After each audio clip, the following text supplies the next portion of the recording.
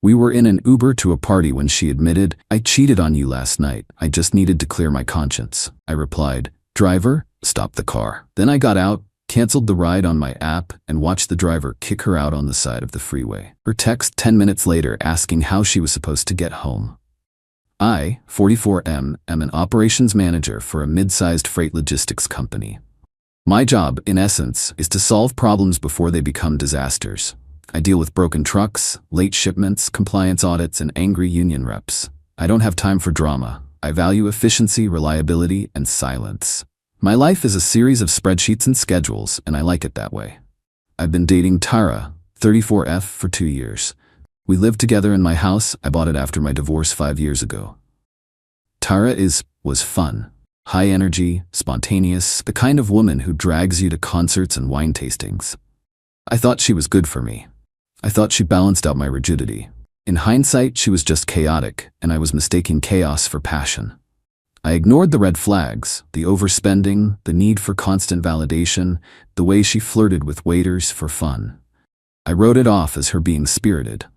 I was an idiot. Last Saturday was the annual black and white gala for her company. Tara works in PR. Image is everything to her. She had spent 3 weeks looking for the perfect dress, a sequined floor-length number that cost more than my first car. She looked stunning. I put on my tux, which I hate, but I wear it because it made her happy. I even polished my shoes. I was fully committed to being the supportive partner. We called an Uber Black. We were running late, naturally, because Tara had a meltdown about her hair. We were in the back of a luxury SUV, cruising down the freeway, about 20 minutes from the venue. The driver, a stoic guy named Sergey, was blasting classical music. It was peaceful. The AC was cold. I was checking emails on my phone, putting out a fire regarding a shipment in Toledo. Then Tara sighed. It was a heavy, theatrical sigh, the kind that demands a "what's wrong?" I didn't ask. I kept scrolling. She sighed again, louder. She put her hand on my thigh, her nails digging in slightly. "Babe," she whispered. "I have to tell you something. I can't go to this party feeling guilty. I need to clear the air so we can have a good night." I looked up, pocketing my phone. "Okay, what is it? Did you forget the tickets?" "No," she said, her voice dropping to that fake sad register she uses when she overdraws the joint account. "I messed up last night. I went out with the girls and, well, we ran into an old friend of mine, Mark. And one thing led to another. I slept with him. It meant nothing. It was just a stupid, drunken mistake. But I needed to tell you because I respect you too much to lie." She squeezed my leg. She actually smiled, a weak, hopeful smile, waiting for me to say, "It's okay, honey, we'll work through it." She wanted absolution. She wanted to dump her guilt on me like a bag of trash so she could dance and drink champagne with a light heart while I stood in the corner stewing in misery. She wanted me to be her emotional designated driver. She wanted to ruin my night so she could save hers. I didn't feel sad. I didn't feel angry. I felt done. It was like a switch flipped in a breaker box. Click. Power off. Asset liability confirmed. Terminate contract. I looked at the driver in the rearview mirror. "Sergey," I said clearly, "pull over." "Here," Sergey asked, eyeing the busy freeway. "Yes, pull over to the breakdown lane. Now, it's an emergency." Tara looked confused. "Babe, what are you doing? We're going to be late." Sergey pulled the massive SUV onto the wide shoulder of the interstate, just past the exit 14 sign. Cars whizzed by at 80 miles per hour. The hazard lights clicked rhythmically.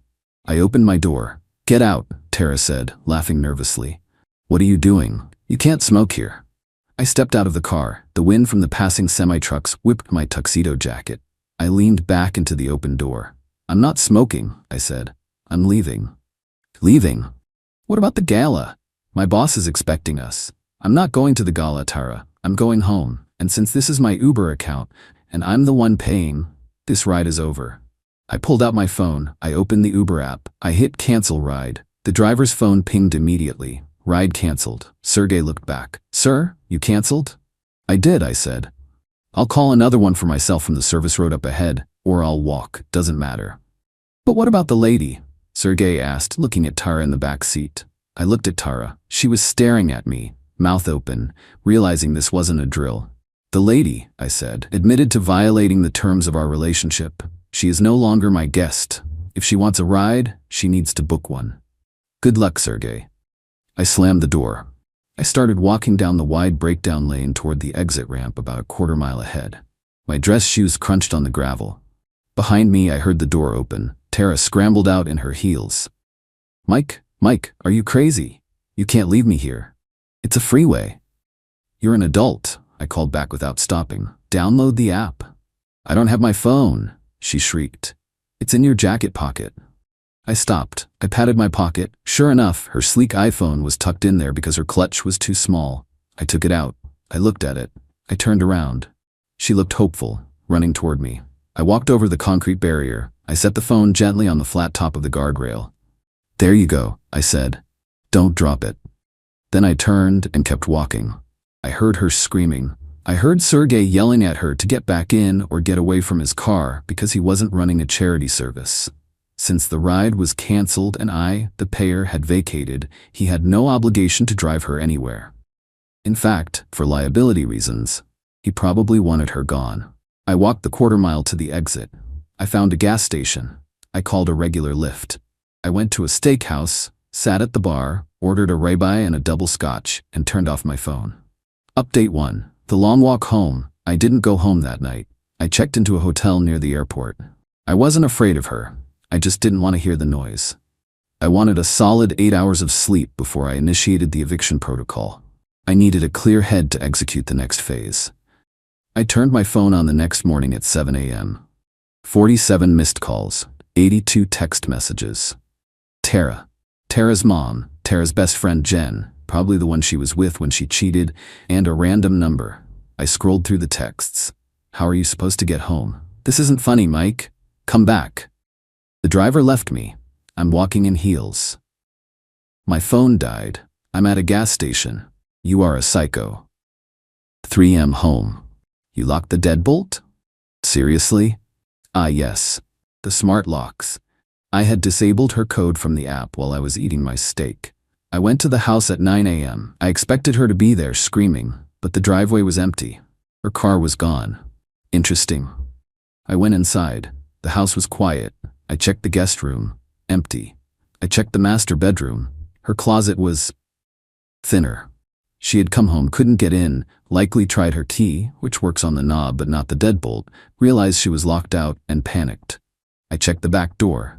The window pane near the handle was smashed. Glass was everywhere. She didn't call a locksmith. She broke in. Destruction of property. Perfect. I walked to the kitchen. There was a note on the counter, scribbled on a napkin in eyeliner. You abandoned me on a highway. That is abuse. I am staying at Jen's. Do not contact me until you are ready to apologize and pay for my dress, which is ruined. I laughed. A dry, humorless laugh. She cheated on me, confessed to clear her conscience, broke into my house, and now demanded an apology because I refused to sit in a car with her for another 20 minutes. I called a glazier to fix the window, $350. Then I called my brother, who is a contractor, to come over and help me install heavy-duty security strikes on the doors. Then I sat down at my computer and did the math. Tara moved in 6 months ago. She pays nothing.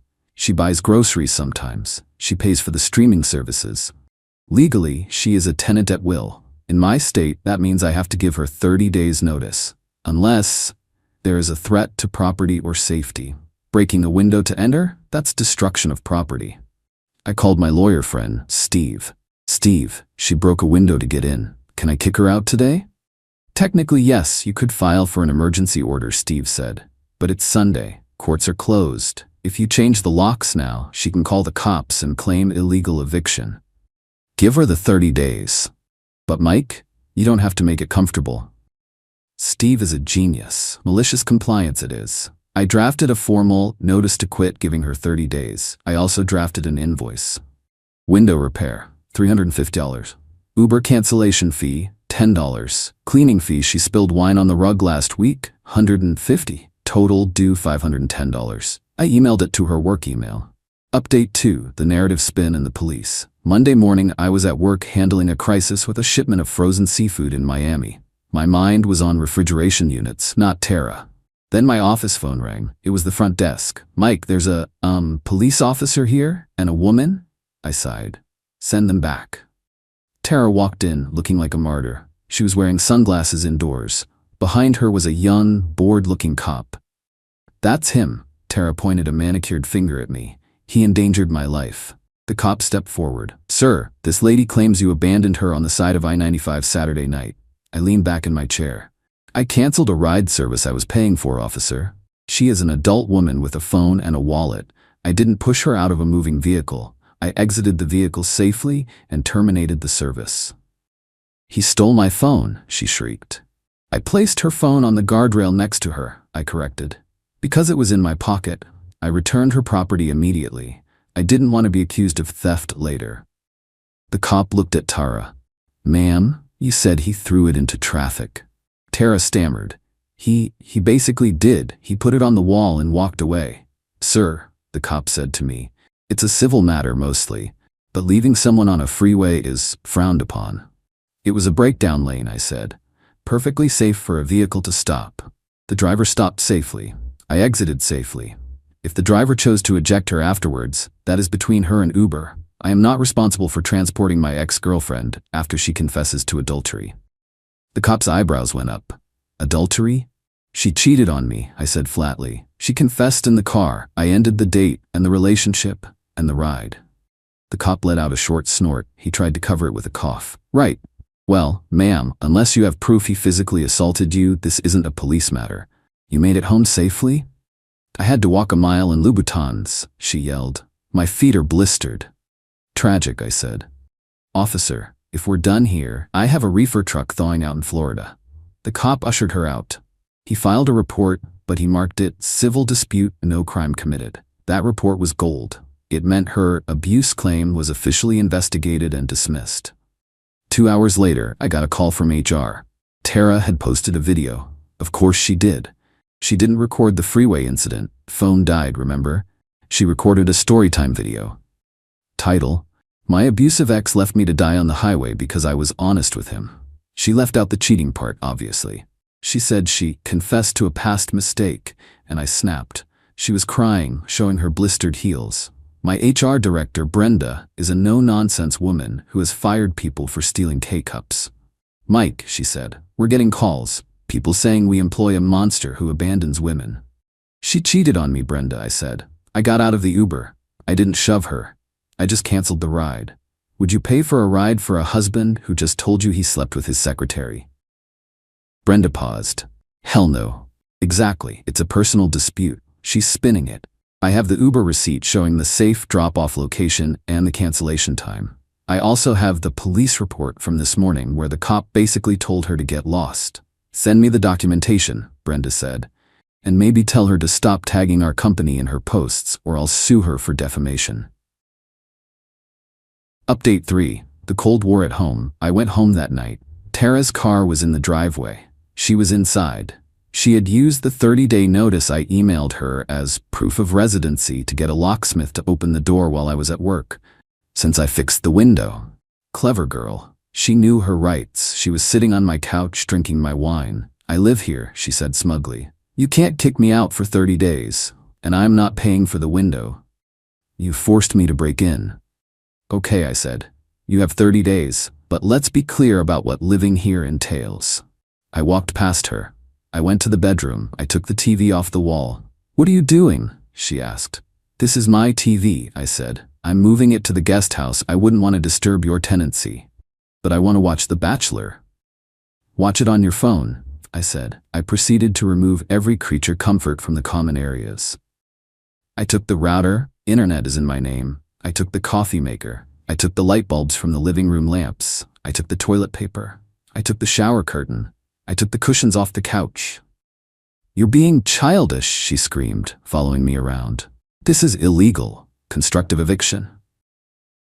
"Nope," I said. "Steve told me all about that. Constructive eviction is removing essential services like heat, water, or electricity. Wi-Fi is not essential. Coffee is not essential. Couch cushions are not essential. You have a roof, walls, running water, and heat. You are surviving, but you are not thriving." I locked everything in the garage, which I secured with a heavy-duty padlock she couldn't pick. Then I went to my bedroom, installed a commercial-grade key padlock on the door. I work in logistics, I have access to good hardware, and went to sleep. For the next week, we lived in a Cold War. She tried to love bomb me. She cooked dinner on Tuesday. I walked past the lasagna and made a sandwich in my locked bedroom. She tried to bring her mom over on Wednesday to shame me. Her mom sat in the cushionless living room and told me I was a cruel man. Your daughter cheated on me, Linda, I said, and broke my window. You're sitting on a wooden frame because she lost her privilege to my upholstery. Linda left. She tried to bring Mark over on Friday, the guy she cheated with. I met him at the door. He was a soft-looking guy in a polo shirt. Hey man, he said, trying to be chill. Tara said I could crash here. Tara is a tenant at will with 23 days left, I said. The lease, which doesn't exist but we follow state law, does not permit overnight guests without landlord approval. I am the landlord. Request denied. Get off my porch. You can't do that, Mark said. I can, I said. And since this is private property and you are not a resident, you are trespassing. I have a security camera pointed at your face. Smile. Mark left. He didn't want the drama. Tara screamed that I was controlling. Update 4. The leverage, day 15. The flying monkeys arrived. Tara's friends started blowing up my LinkedIn. Not my personal social media, I don't really use it, but my professional network. They were leaving reviews on my company's page. Mike, last name, hates women. Abuser. This was annoying. It was attacking my livelihood, so I decided to end it. I knew Tara's boss. Tara works in PR, remember? Her boss is a guy named David. I met him at the Christmas party. He's a family man. Very religious. Very strict about company image. Tara had mentioned in her drunken confession that she cheated on me with Mark. She also mentioned in a previous conversation months ago that Mark was a client of her PR firm. Fraternizing with clients is a big no-no in her contract. She told me that herself. I sent David an email. Subject: concern regarding client relations. Body: David, hope you are well. I wanted to bring a potential conflict of interest to your attention regarding Tara. She recently admitted to an intimate relationship with a client, Mark last name, which occurred on the night of the black and white gala. I believe this breach of professional ethics might reflect poorly on the firm if it becomes public knowledge. As her former partner, I wanted to give you a heads up before her current social media crusade draws too much attention to her personal life. Best, Mike. I didn't lie, I didn't exaggerate, I just connected the dots. 2 days later, Tara came home early. She was crying. You got me fired, she screamed, pounding on my locked bedroom door. I opened it. I didn't fire you. Your breach of contract fired you. David let me go for gross misconduct. I lost my severance. I lost my references.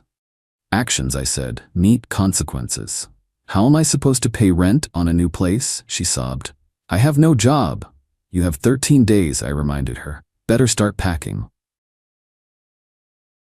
Update 5. The departure. She didn't make it to 30 days. Without a job, and with the abusive ex narrative falling apart, hard to claim abuse when you're posting party pics with the guy you cheated with, which she foolishly did to try and make me jealous. She ran out of steam. She moved out on day 20. She stole the toaster. I let her have it. It was a cheap toaster. She left the place a mess. Trash everywhere, walls scuffed. I hired a cleaning crew. I deducted the cost from the phantom deposit she never paid, and then I sent her a bill for the remainder. $1,200 for damages and cleaning. I sent it to her parents' house where she was now living. Her dad called me. Mike, son, what is this? It's a bill, Bob. Your daughter trashed my house and broke my window. She says you abandoned her on a highway. She cheated on me, Bob, and I canceled an Uber. If that's abandonment, then I'm guilty of saving myself $40. Bob sighed. She's a handful. I'll send you a check. Just leave us out of it. Bob is a good man. I accepted the check. Final update. 6 months later, I'm currently sitting in the airport lounge waiting for a flight to Tokyo. Business trip, but I extended it for a week of vacation. I've always wanted to see the shrines. Tara tried to text me last week. Hey, I miss us. Mark turned out to be a jerk. He wouldn't even let me stay with him when I got evicted. I'm sorry about everything. Can we get coffee? I didn't block her immediately. I wanted the satisfaction of the reply. I don't drink coffee with people who leave their conscience in an Uber. Good luck. Then I blocked her. I heard from a mutual friend that she's working as a receptionist at a car dealership now. The PR world is small, and David apparently told everyone why he fired her. Client poaching sleeping around is a bad look. My house is quiet, it's clean, the Wi-Fi is fast, the toilet paper is stocked. I dated a woman briefly last month. On the second date, we took an Uber. She was polite to the driver. She didn't sigh theatrically. She paid for her own drinks. We're going out again next week when I get back. People ask if I regret leaving her on the side of the road. Was it harsh? Maybe. Was it dangerous? It was a breakdown lane in daylight, well, twilight, 500 yards from an exit with a gas station. She wasn't in danger. She was inconvenienced. But here's the thing about logistics. When you identify a liability that threatens the integrity of the shipment, you offload it. You don't carry dead weight to the destination just because it's nice. I offloaded the cargo, and my life has been running on schedule ever since. TLDR. Girlfriend confessed to cheating during an Uber ride to a gala to clear her conscience. I stopped the car, canceled the ride, and left her on the side of the freeway. She lost her job because she cheated with a client, moved back in with her parents, and I'm enjoying a quiet, drama-free life.